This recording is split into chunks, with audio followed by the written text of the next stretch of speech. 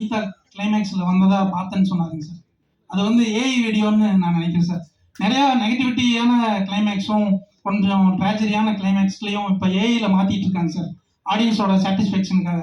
Actually அதை பார்த்தா எனக்கு பிடிக்கல சார். ஏன்னா இயக்குநர்களோட உணர்வுல வந்து ஏஐ மாத்திர மாதிரி இருக்கு சார். நீங்கள் அதை எப்படி என்ன நினைக்கிறீங்க சார்?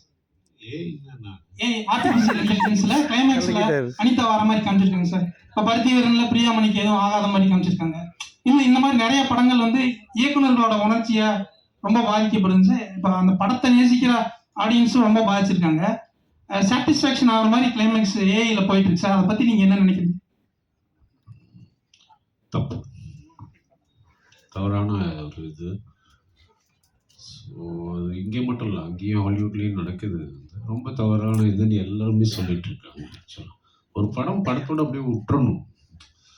தட் இஸ் என்ன கிளைமேக்ஸோ எதுவோ இப்போ ஒத்துக்கிட்டோமோ இல்லை, அதை அப்படியே விட்டுடணும். யாருக்கும் மாற்றக்கூடாது. யாருக்கும்